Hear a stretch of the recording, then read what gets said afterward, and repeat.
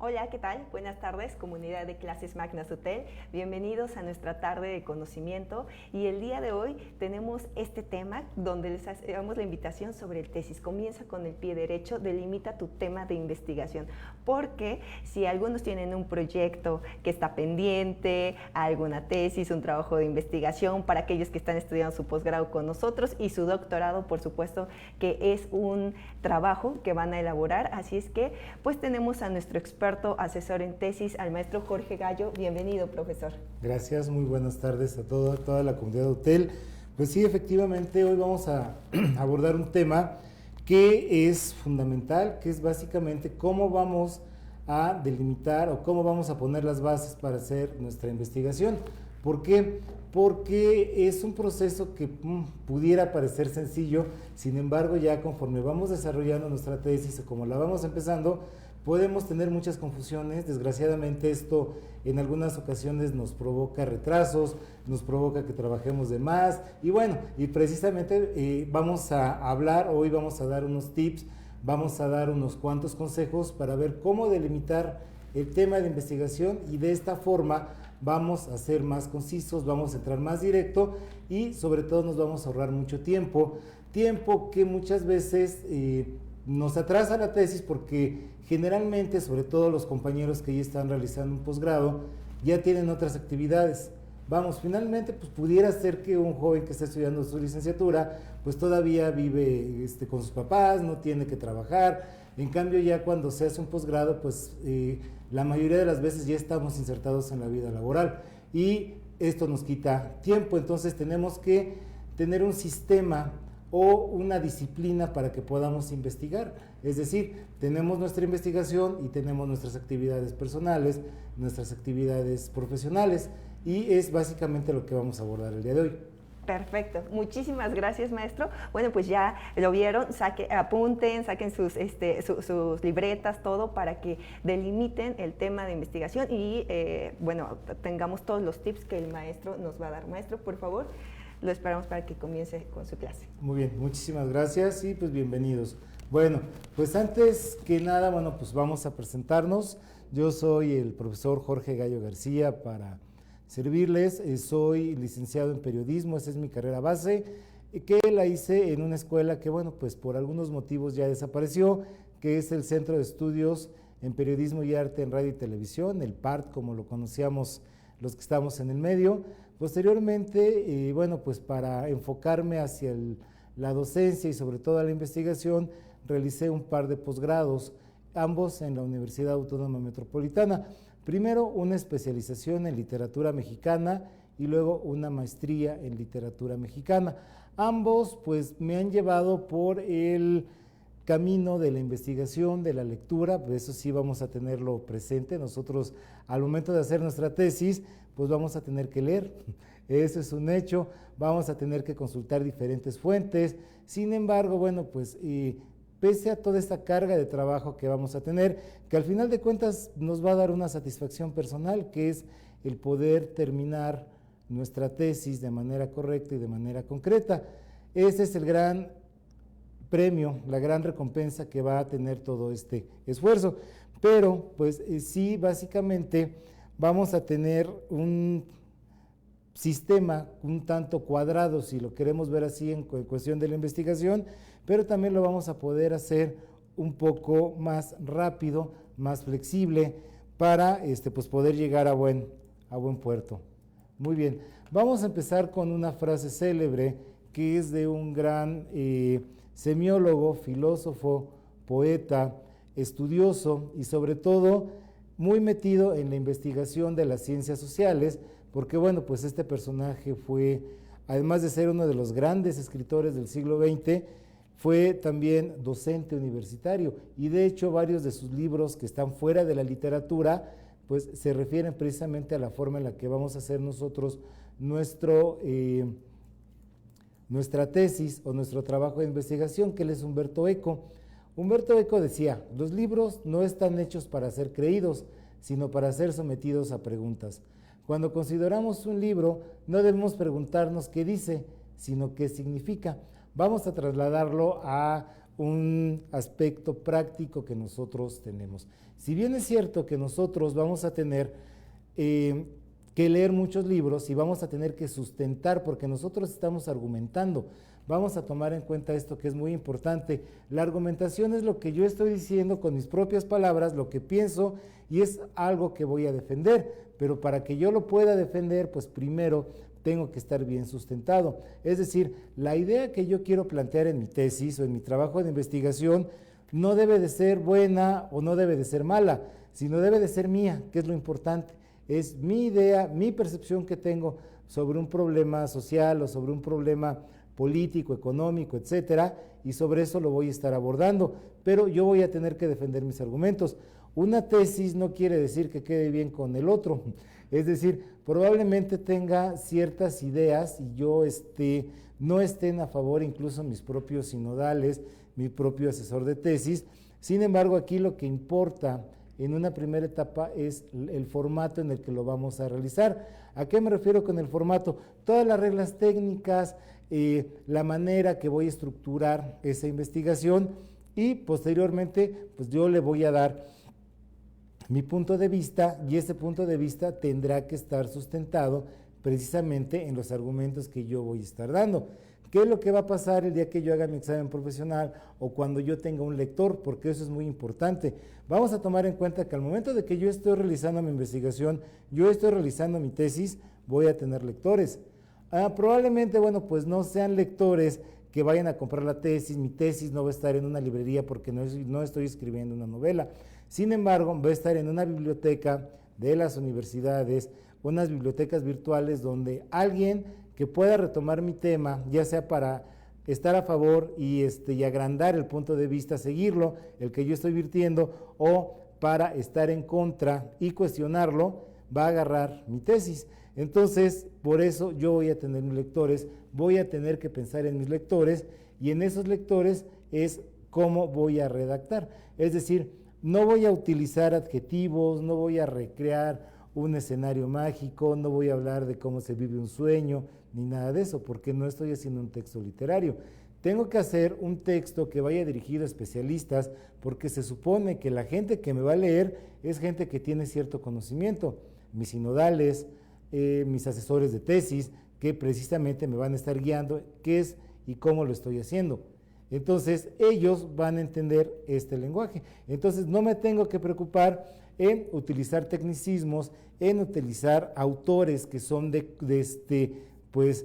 básicos en las investigaciones de las distintas áreas sociales, porque pues ya los conocemos, son los autores que nos han formado a nosotros como profesionistas.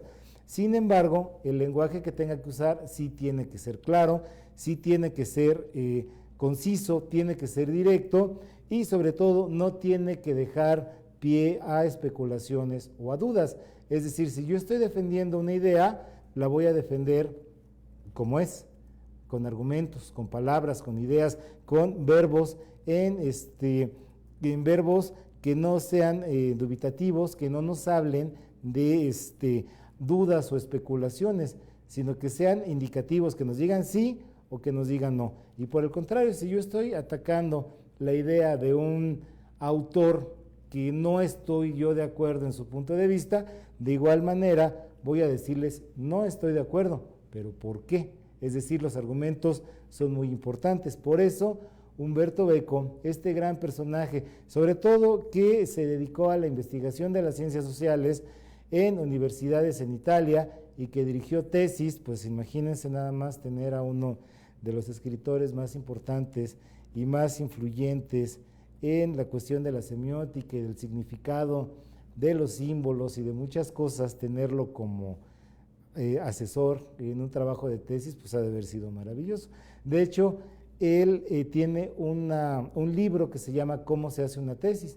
Precisamente abarca todo este proceso de la investigación, pero vamos a quedarnos hoy nada más con el primero, cómo vamos a delimitar nuestro tema, es decir, cómo lo vamos a utilizar nosotros en la elección del tema que es del que yo voy a partir.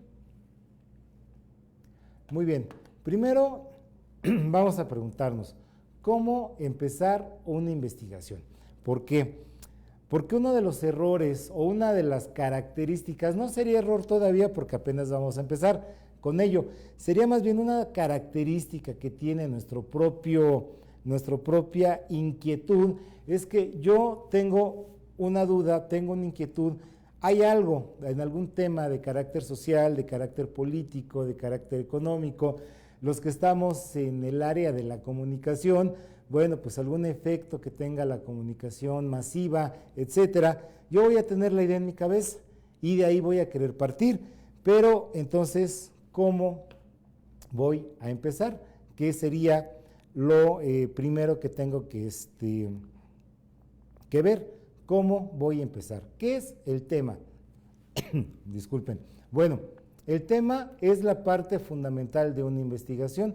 De ahí va a partir todo. Por eso en el punto 2 decimos, de ahí parten todos los puntos que conforman esta investigación. Si nosotros desde un momento, desde el primer momento, tenemos la idea clara de qué es lo que vamos nosotros a exponer o qué es nuestro tema de investigación, de ahí se va a derivar todo. Si yo lo elijo bien y mentalmente estoy llevando al papel lo que tengo en la cabeza, lo que tengo en mis ideas, seguramente va a ser una investigación probablemente no sencilla porque nos lleve mucho tiempo el estar leyendo, el estar depurando la información, depurándola, jerarquizando la información con la que voy a arrancar mi proyecto, pero va a ser más rápido. ¿Por qué? Porque me va a evitar que me equivoque y que tenga que volver a empezar, que tenga que volver a depurar y sobre todo vamos a tomar una cosa en cuenta, que muchas veces nosotros tenemos el tiempo encima. ¿Por qué? Porque tenemos a nuestros sinodales o nuestros asesores diciendo que nos apuremos, porque ya me quiero titular, porque ya me quiero olvidar de esto, pero olvidarme no en el aspecto de que ya me desentienda, sino que ya quiero terminar ese pendiente que es muy, muy, muy importante y ya poder pasar a otra parte de mi vida profesional o de mi vida académica si es que quiero seguir adelante con un posgrado. Bueno, entonces esa es la parte central de la delimitación. Primero vamos a elegir un tema. De todos los temas que yo pueda tener, de ahí vamos a enfocarnos y vamos a ver el por qué. Bueno, y resumiendo precisamente con este libro que se llama Cómo hacer una tesis, que bueno, pues tiene varias ediciones, la última que me enteré es de 2017 precisamente, de Humberto Eco. Él resume en pocas palabras, si delimitamos bien, nos ahorramos trabajar de más, corregir y volver a investigar. Muy bien. ¿Qué es delimitar un tema? De ahí vamos a empezar precisamente a sacar esta duda. ¿Qué es delimitar un tema? Bueno, el realizar una investigación necesita un proceso sistemático, es decir, de varias etapas o pasos. Si aquí nos remontamos un poquito a lo que es el método científico, que seguramente vimos desde la secundaria incluso, o lo vimos en la preparatoria, cuando teníamos materias experimentales como biología, como física, nos enseñaban el paso experimental y nos enseñaban el desarrollo de algunos de los grandes descubrimientos de la biología, por ejemplo, de la penicilina, de la vacuna contra la rabia, etcétera. Bueno, pues esto a los diferentes científicos no les llegó en un sueño, no les llegó en alguna premonición, una lectura de cartas ni nada de esto, sino que fue un proceso natural que la misma curiosidad que tuvieron los llevó a experimentar y posteriormente esto se fue haciendo sistemático. ¿Qué queremos decir con sistemático? Que se tuvo que hacer un poco cuadrado y se tuvo que poner en pasos. Entonces, esos primeros descubrimientos que pudieron haber sido, por ejemplo, en biología, en las bacterias, de hecho las propias vacunas, se dieron por accidente. Bueno, ya conforme los científicos de aquella época fueron poniendo los pasos que debemos de seguir, es como se fue haciendo sistemático. Es decir, se fue haciendo un proceso donde nos decían, ¿sabes qué? Debes de seguir estos pasos para que puedas llegar a un buen puerto, a un buen término en la investigación que estás realizando. Pero no es lo mismo realizar una investigación en ciencias sociales, por ejemplo, en historia, en economía, en literatura, que realizarlo en ciencias exactas. ¿Por qué? Porque nosotros que estamos en ciencias sociales no tenemos laboratorios para experimentar. Es decir, si yo voy a hacer una crítica, por ejemplo, de la literatura, de la famosa narcoliteratura, ahorita que está muy de moda esto de la narcocultura, entonces, ¿cómo voy a desarrollar o cómo voy a reproducir en un laboratorio un fenómeno social? Que puede ser, por ejemplo, la apología o que idolatremos a figuras del narcotráfico que pues no son precisamente benéficas para la juventud o no son un buen ejemplo, vamos a llamarlo así. Yo no lo puedo meter en un laboratorio, pero en cambio, si estoy estudiando, por ejemplo, medicina y quiero hacer experimentos con bacterias o con ciertos hongos, entonces ahí sí voy a tener la oportunidad de meterme en un laboratorio y reproducirlo. Entonces no es lo mismo realizar una investigación social donde se puede basar mucho en lectura y en una interpretación de hechos que ya sucedieron, a lo que podemos tener en un laboratorio donde sí puedo reproducir esos fenómenos, y si me queda una duda, pues lo vuelvo a hacer, y si tengo más dudas, pues los puedo volver a hacer 2 o 3 veces, cosa que pues yo no puedo regresar la historia, ¿verdad? Yo no puedo regresar procesos económicos ni nada, sino más bien lo que puedo hacer es interpretarlos de otra manera, es decir, leerlos con otros criterios o juzgarlos con otro tipo de criterio, como lo hice la primera vez, que eso sí lo podríamos realizar. Entonces, decíamos, el tema que elegimos para una investigación es el primero y el más importante, porque de ahí va a depender cómo lo estamos estructurando, y volvemos a lo mismo. Si nosotros delimitamos, elegimos o vamos dando el paso de manera correcta, pues por eso decimos que tenemos medio pie, por así decirlo, en la investigación correcta, y no va a ser tan difícil, no va a ser tan tedioso como cuando lo planteamos mal y de ahí tenemos que empezar a corregir problemas. Muy bien, vamos a hacer una recapitulación de estos pasos del método científico, que es lo que nosotros vamos a plantearnos. ¿Cuáles son los pasos para una investigación? Bueno, primero vamos a tener que hacer una formulación de un problema, es decir, algo, como decía yo, me interesa. Hay algún tema que puede ser de carácter social, político, económico, médico, puede ser algún fenómeno que yo veo en los medios de comunicación y quiero darle una explicación. Esa sería mi formulación del problema. Y luego vamos a decir, bueno, vamos a ver qué factores vamos a tratar. ¿Por qué? Porque nosotros como investigadores o ya dentro del proceso vamos a tener ideas principales, que eso es muy importante. Vamos a tener una idea principal que sea la que está acá arriba, por así decirlo, y vamos a tener ideas secundarias. Y de ahí vamos nosotros a elegir cuál es la más importante, cuáles son los autores, cuáles son las obras, los libros que van a estar hablando del tema que yo voy a desarrollar. De estos van a ser los más importantes. Posteriormente vamos a tener algunos temas secundarios que son los que nos van a ayudar a completar. Y de ahí, pues vamos nosotros a elegir los más importantes, hasta que tengan los últimos, que pues ya no van a ser van a ser netamente complementarios.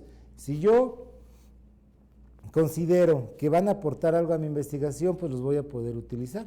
Si no, pues no los utilizo y no va a cambiar nada. O sea, más bien van a ser complementos. Sin embargo, para eso, pues tengo que identificarlos, tengo que empezar a hacer la jerarquización de las ideas, que también se llama. vamos a recopilar información. Uno de los ventajas o también desventajas, como lo podemos ver en el mundo que tenemos actualmente, es el aspecto del internet. ¿Han sido muy buenas las redes sociales? Sí. ¿Tenemos una gran información a nuestra disposición? Sí. Ya no es necesario que yo vaya muchas veces a la hemeroteca, ya no es necesario que vaya a la biblioteca. Si yo me quedo en mi computadora y puedo empezar ahí a buscar en Google o en alguno de los buscadores, y voy a encontrar muchísima información de todos los temas, eso sí, no hay ninguna duda.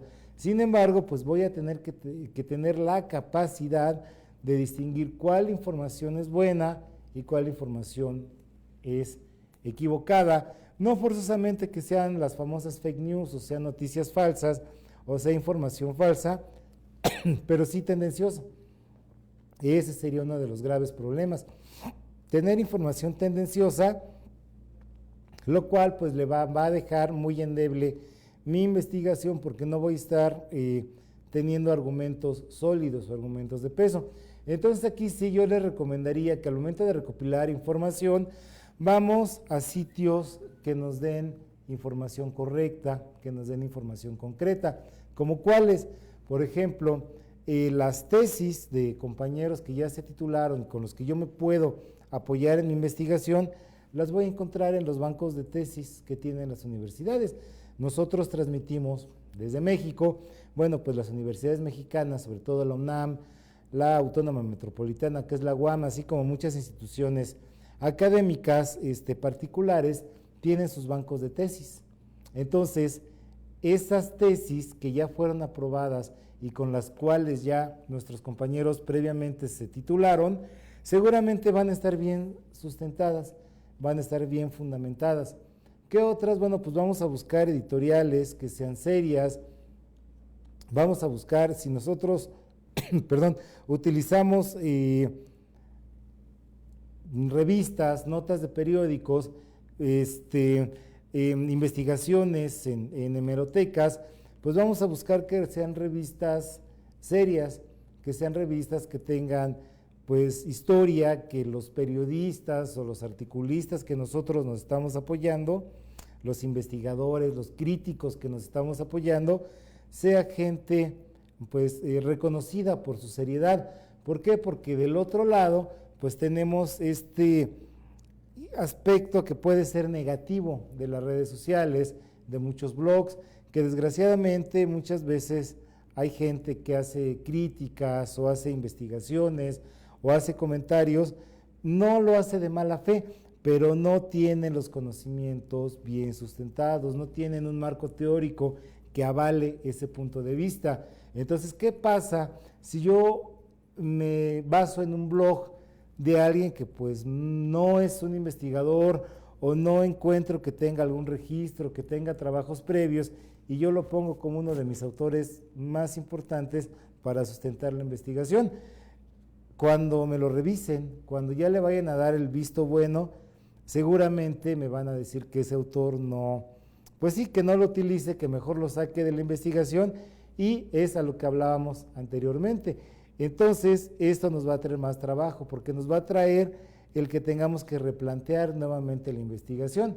Es decir, vamos a terminar empezando de nuevo, replanteando todos nuestros autores, replanteando todas nuestras ideas, y eso pues primeramente va a ser un golpe anímico. Eso también vamos a tomar en cuenta, nos vamos a desesperar, vamos a decir que no estamos haciendo las cosas bien, pero es precisamente por lo mismo, porque desde el principio no empezamos a tomar estos pequeños detallitos que son muy importantes, no los empezamos a tomar en serio.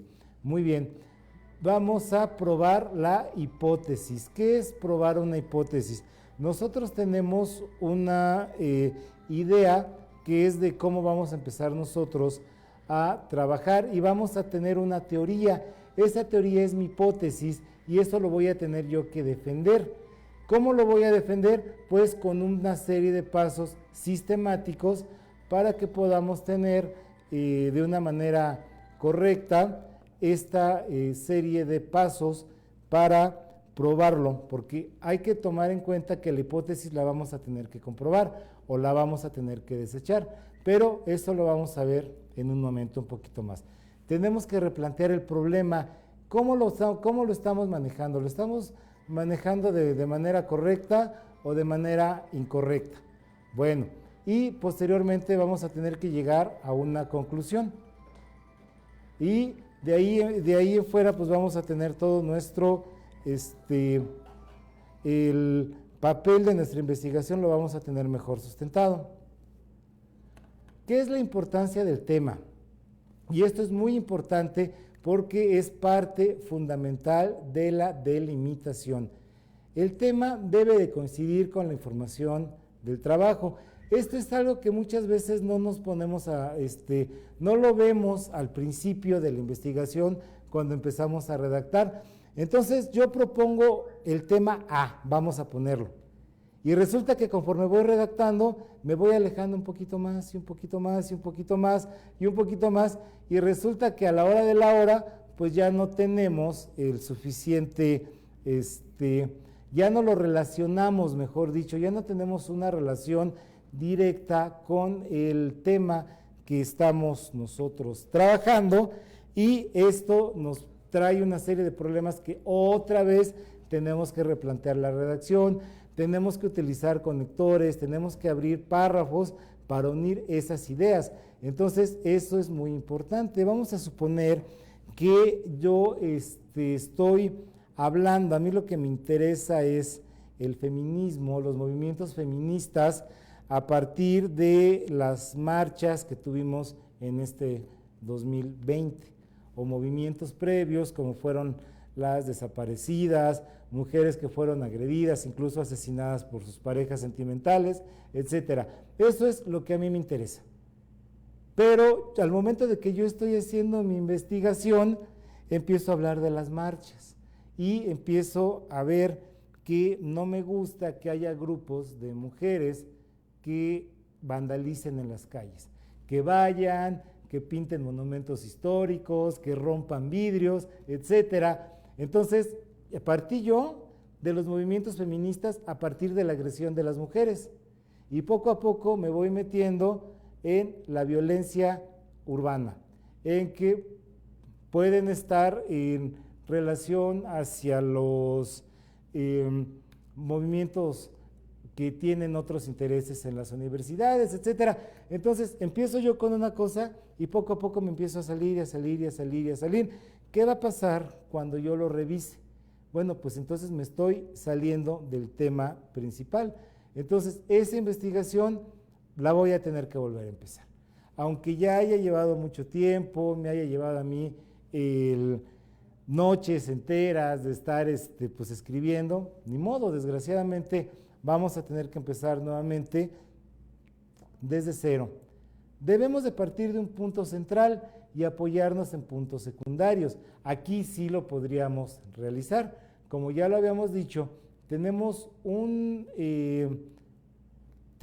tema central. Vamos a volver nuevamente a los feministas.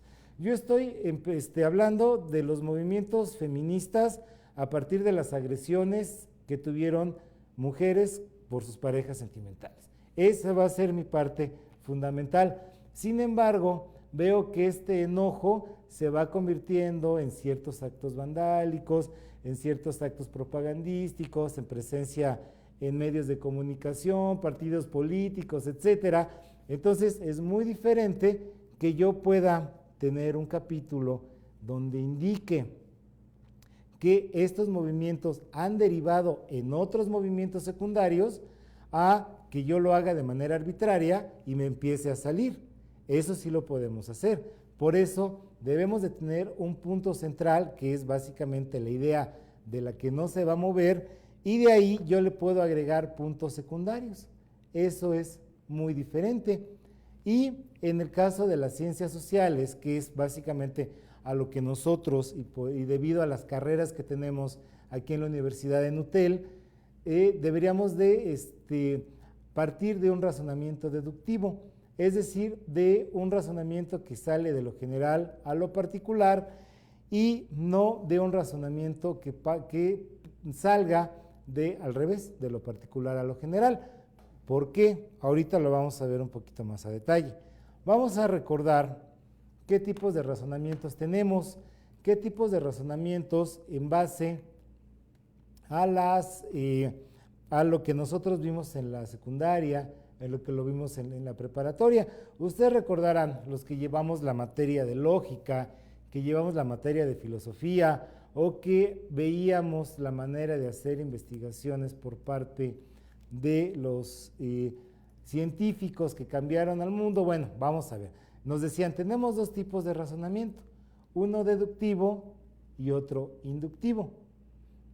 ¿Qué es decir? El deductivo es el que parte de lo general a lo particular y es el que usamos en las ciencias sociales. Y tenemos otro que es el inductivo, que es al revés, que sale de lo particular, es decir, de un elemento, y de ahí se abarca todo, pero vamos a ser un poquito más explícitos con esto. Y el razonamiento inductivo lo vamos a tener generalmente en ciencias exactas, por ejemplo, en la medicina, en la investigación de elementos biológicos, virus, bacterias y demás, y vamos a ver por qué. Bueno, vamos a suponer que yo quiero hacer un razonamiento deductivo, es decir, no lo quiero, lo tengo que hacer porque voy a ver un aspecto que tiene, por ejemplo, la educación de las mujeres durante la independencia de México. Bueno, voy a tener entonces un hecho que ya pasó, es decir, 1810, los antecedentes que llevan al movimiento de independencia ya pasaron, yo no los puedo repetir. Es más, yo no puedo buscar a alguien que me pueda hablar y que lo haya vivido, porque pues todos ya murieron, ya es algo que pasó hace 210 años, entonces pues ya no lo puedo tener yo, alguien con quien hablar, con quien platicarlo. ¿Cuáles van a ser mis fuentes de información? Sin duda van a ser bibliográficas, van a ser libros de los cuales voy a encontrar muchísimos, voy a tener autores que son consagrados, que son grandes historiadores, y tesis donde vamos a ver que estos autores pues, son la base central de la investigación. Entonces, forzosamente yo voy a tener ahí que recurrir a los libros y a los hechos ya pasados y por lo tanto a las interpretaciones que se dieron sobre ese hecho que ya sucedió. Pero no es lo mismo ver un libro y evaluar una obra literaria o un hecho histórico con los ojos y la mente y la forma de pensar que se tenía en 1950 a la que se tenía en 1980 a la que tenemos ahorita en 2020. O sea, es totalmente diferente. Entonces, eso es lo que yo voy a hacer y voy a salir de un tema general, por ejemplo, la independencia de las colonias españolas en América. Todos los virreinatos, desde la Nueva España, que hoy es México, hasta el Perú y lo que hoy es Argentina, los países sudamericanos. Tengo que plantear un problema general. ¿Cómo era la situación de los virreinatos? Y de ahí me voy a ir yendo a lo particular. Vamos a tomar en cuenta que esto sea como un embudo y de ahí me voy a ir, bueno, ¿qué papel tuvo que ver la intervención francesa en España? ¿Qué papel tuvo que ver Napoleón Bonaparte? Y ya lo vamos haciendo así. ¿Y qué papel tuvieron que ver las constituciones de Cádiz y las constituciones liberales en América? ¿Qué tuvieron que hacer los criollos? Y así me voy a ir hasta llegar al punto central. Es decir, estoy saliendo de un universo particular y me estoy yendo, a un universo general que vendría siendo todo el contexto histórico para aterrizar en el papel de las mujeres criollas en el movimiento de independencia. Vamos a poner un ejemplo más. Vamos a suponer que yo voy a hablar sobre terrorismo. Bueno, terrorismo es algo súper complejo porque no es lo mismo el terrorismo que se vive en Medio Oriente al terrorismo que se vive en Estados Unidos con los grupos de supremacistas blancos. No es lo mismo el terrorismo que tenía la guerrilla latinoamericana en los años 70 con el terrorismo que se tiene, por ejemplo, en países musulmanes por cuestiones ideológicas y de religión. Entonces, pues de todo eso, pues yo voy a agarrar a lo mejor la definición que es el terrorismo, así, muy amplio, y voy a tener que poner ejemplos. Entonces yo voy a poner, por ejemplo, el terrorismo que se ha dado en Europa por la yihad o los movimientos que han buscado crear pánico en las sociedades europeas. Luego voy a agarrar la idea que tienen algunos grupos que se sienten oprimidos y que todavía quieren pues crear inestabilidad en los países europeos, y me voy a ir así. Entonces de ahí voy a ir y a lo mejor termino en el papel de las guerrillas mexicanas en los años 70 y que llegaron a hacer algunos actos terroristas, que a lo mejor no a gran escala, afortunadamente, que hayan puesto bombas en el metro de la Ciudad de México o que hayan volado una presa y que hayan causado inundaciones, afortunadamente no. Sin embargo, bueno, pues sí hubo algunos atentados contra instalaciones de electricidad, contra refinerías, etcétera. Entonces voy a partir de un concepto así enorme que es el terrorismo y lo voy a ir haciendo más y más y más y más reducido hasta llegar a ese punto que sería el terrorismo que se vivió en México en los años 70. Pero vamos a ver más a detalle en unos momentos. Bueno, en cambio, en el razonamiento inductivo partimos de lo particular, o sea, desde un elemento así pequeño y lo vamos haciendo más extenso. Y eso básicamente lo hacemos en las ciencias exactas. Vamos a poner un ejemplo. Vamos a suponer que alguien está experimentando, un laboratorio quiere sacar un medicamento que le sirva para desparasitar a perros. Bueno, lo van a empezar ellos a probar o van a empezar ellos a hacer sus investigaciones en perros, que finalmente serían los organismos que van a ser los receptores, pero ellos no podrían tener un perro de cada raza. O sea, imagínense qué laboratorio tan grande, que tuvieran pues un perro de cada raza y de cada raza tuvieran una hembra y un macho de diferentes edades. Sería pues prácticamente imposible. ¿Qué es lo que hacen? Bueno, pues toman una muestra base que le llaman una pequeña muestra de la población total y vamos a suponer que tengan un cocker, un pastor alemán, que tengan un perro mestizo, que tengan 2 hembras, que tengan 5 machos, que tengan un cachorro de 10 meses, que tengan un perro de 12 años. O sea, es decir, van a tener una muestra y de ahí pues vamos a tener que son los ejemplos que van a tener y de ahí, de los resultados que tengan, ya se va a ir a todos los perros. Es decir, a lo mejor estudiaron 10 razas, 10 ejemplares de perros, pero al final de cuentas cuando sale al mercado, pues va dirigido en general a los perros, sin importar la raza, el tamaño o la edad. Lo mismo pasa, por ejemplo, cuando nosotros vemos los resultados de las encuestas. Nos dicen en las encuestas, bueno, 7 de cada 10 personas, y yo digo, bueno, pues es que a mí nunca me llamaron. Bueno, pues es que a mí no me llamaron, sin embargo, me están haciendo una serie de ecuaciones, me están tomando como una muestra y a lo mejor están entrevistando a 100 personas y bajo ciertos parámetros esas 100 personas equivalen a 100,000, por ejemplo. Entonces, partiendo de esto, entonces, vamos a decir ahora, ¿cómo delimitamos un tema? Bueno, debemos definir los puntos a tratar, que eso es lo más importante. Si nosotros sabemos hacia dónde va nuestra investigación, vamos a llegar más rápido a lo que nosotros estamos buscando. Se debe de jerarquizar la información, como decíamos. Vamos a tener autores que son muy importantes porque son fundamentales en la investigación de nuestros temas, ya sean en economía, en política, en comunicación, en periodismo, etcétera, y pues de ahí vamos a decir, bueno, yo tengo estos textos que son los más importantes, son las obras más representativas, con esta voy a sustentar mi argumentación. Esto es secundario, pero sí me va a servir, y así hasta que lo vaya haciendo como complementarios. Vamos a tomar como punto de partida el tema general, que es lo que decíamos, Y de ahí, como poníamos los ejemplos ahorita hace un momento con los razonamientos, vamos a hacerle como un embudo. Vamos a salir de un tema principal y vamos a ir al particular, al particular, al particular, hasta que lleguemos al punto que nosotros entendemos. ¿Cuáles son los errores que nosotros tenemos en la investigación? Tocar muchos temas, que eso es lo más importante, que es lo que decíamos. Si nosotros no delimitamos bien nuestro tema, es decir, nosotros no estamos pensando en qué es lo que vamos a hacer, pues nos vamos a salir. Eso se llama digresión.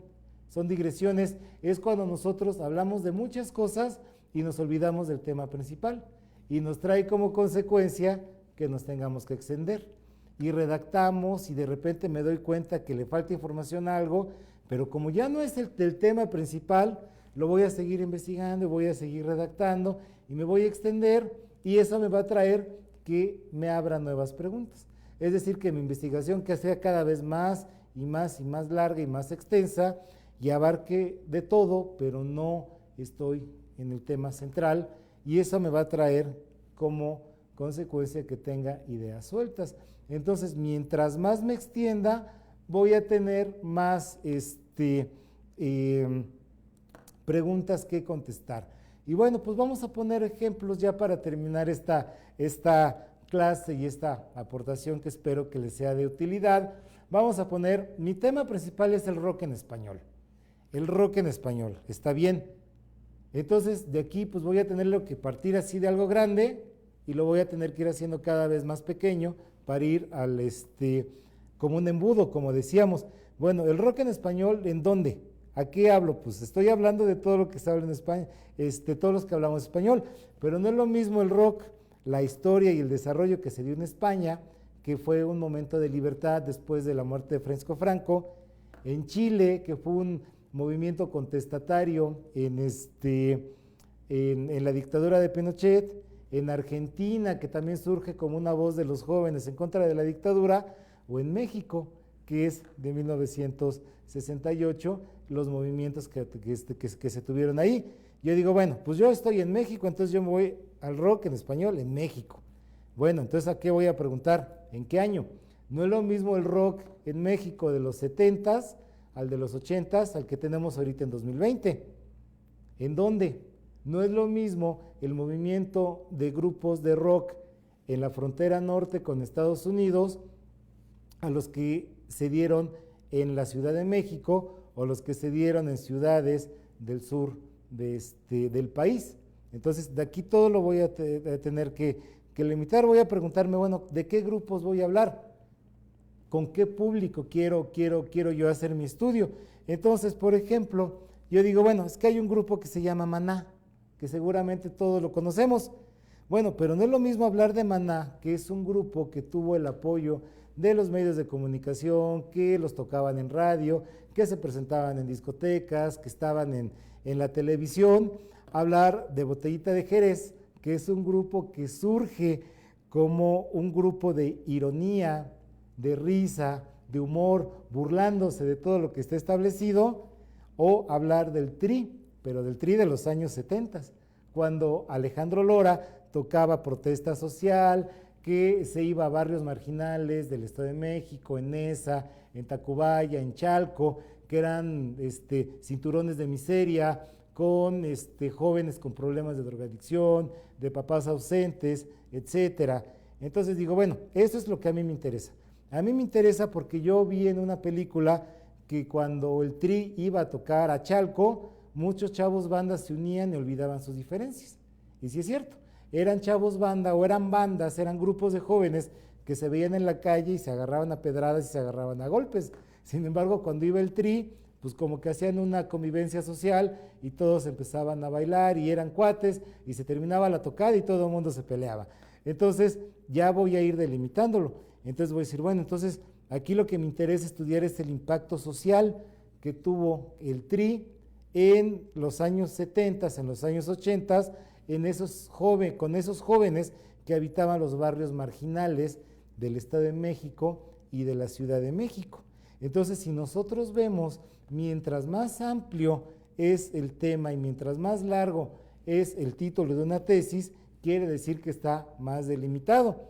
Entonces, yo podría poner, porque bueno, decíamos, no es el mismo Three Souls in My Mind que se llamaba en los años 70, cuando tocaba estas canciones, por ejemplo, de nuestros impuestos o el ADO, que era música pues muy violenta, muy contestataria en los años 70, al Alex Lora que vemos hoy en la televisión y que sale con Sinfónica y etcétera, ¿no? Entonces yo me voy a enfocar a eso. Entonces voy a decir, por ejemplo, la música del Three Souls como fenómeno social en los jóvenes habitantes de barrios marginales en las periferias del DF en la segunda mitad de 1970.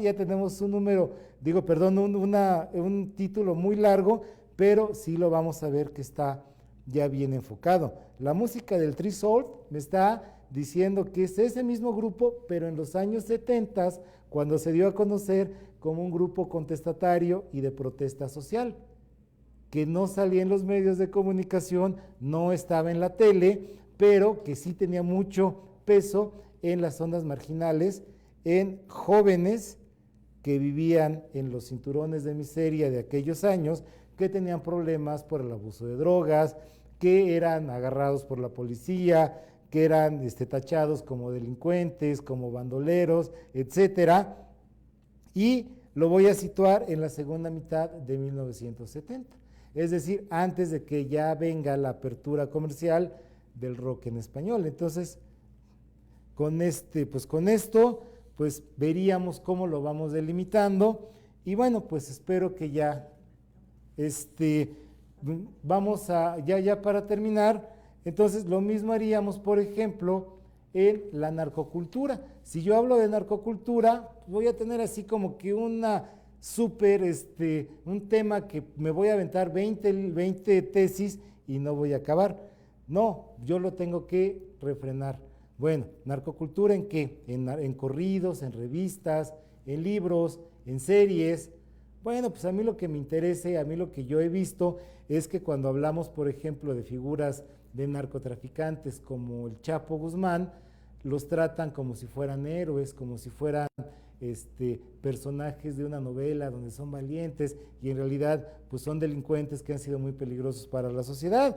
Entonces, a mí lo que me molesta es algo que se llama la apología del delito, es decir, exaltar, alardear o defender cosas que no son legales. Entonces, voy metiéndolo más y más y más. ¿Y dónde estoy viendo eso? Bueno, pues estoy viendo en series que se vuelven muy populares en el streaming o en estas plataformas donde pago y me dan mis series. Entonces me voy, y ya para terminar, pues nada más les propondré esto: narcocultura y apología del delito en las series biográficas de narcotraficantes famosos transmitidas por streaming. Entonces, de un tema así grande, donde yo puedo hablar de Colombia, de Venezuela, de la narcocultura, porque no es lo mismo la narcocultura en la zona norte, limítrofe con Estados Unidos, a la narcocultura que tienen en Colombia o la que tienen en Venezuela. Entonces voy haciéndolo más y más y más y más específico, y pues voy llegando al fenómeno que se da en la transmisión de estas series por medio del streaming o de plataformas de pago. Muy bien, pues esperamos que les haya servido de esta charla, y bueno, pues nada más los invitaría a que reflexionen primero antes de empezar a escribir. Es muy importante que delimiten su tema. Si ustedes tienen un asesor, tienen alguien que los está apoyando, que les está dirigiendo su investigación, platiquen con él, expónganlo, y finalmente ya nada más tendríamos nuestras conclusiones. De una buena delimitación del tema se desarrolla la investigación. Como dijimos, si nosotros tenemos bien presente de qué voy a hablar y hacia dónde voy, me va a ahorrar muchísimo trabajo. Si por el contrario tengo muchísimas ideas, pero no sé cómo acomodarlas, lo más seguro es que tenga que estar reescribiendo y empezando nuevamente mi proyecto, con los problemas, sobre todo, dejémonos del tiempo, los problemas emocionales, ¿verdad? Porque de repente, si me están regresando mi tesis o me dicen que le estoy planteando mal, me voy a sentir mal conmigo mismo, voy a sentir que no estoy haciendo las cosas bien, mejor luego lo hago, y así voy pasando el tiempo, y dentro de 10 o 15 años voy a retomar el hilo de mi tesis cuando pues lo ideal sería que teniendo esas inquietudes y esos temas, pues lo hagamos. Y acuérdense, nada más para terminar, no hay ideas malas, hay ideas mal planteadas, que es diferente, pero todos los temas pueden ser interesantes si los sabemos manejar. Y sobre todo, evita que trabajemos de más y sobre todo que nos desilusionemos y que en el aspecto anímico nos desmoronemos, porque entonces pues vamos a truncar el paso que va a ser nuestra titulación y nuestro posterior ascenso en cuestión académica, en poder seguir un posgrado. Es decir, si yo no me titulo con mi licenciatura, pues no voy a empezar una maestría. Si yo no hice la maestría, pues entonces tampoco voy a empezar el doctorado, ¿no? Y pues básicamente eso sería todo. Agradezco su tiempo, su atención y pues estamos para servirle. Muchas gracias y excelente tarde. Perfecto, maestro. Pues muchísimas gracias. Se quedaron algunas preguntas en el tintero. En un momento se las responderemos, ¿no? Claro, porque ya estamos cortos de tiempo, pero pues muchísimas gracias por esta exposición y cómo delimitar el tema, sí, desde un título que se queda muy específico, pero esa es la introducción de lo que vamos a ver en esa investigación, ¿no? Claro, y sobre todo, no le tengan miedo al título, jóvenes, porque como ya lo vimos en las propuestas que les había hecho, mientras más largo sea el título, a lo mejor hasta miedo nos da. No, pero eso quiere decir que lo estamos delimitando. Y mientras, por el contrario, mientras sea más corto el título, pues está mucho más abierto. Perfecto. Muchísimas gracias por compartir esta tarde con nosotros y a ustedes, comunidad UTEL. Ya saben, si quieren más información, en un momento también les dejamos los datos del profesor. Y bueno, gracias por acompañarnos en esta tarde de Clases Magnas, un espacio para crecer juntos. Hasta la próxima. Muchísimas gracias. Hasta luego. Hasta luego.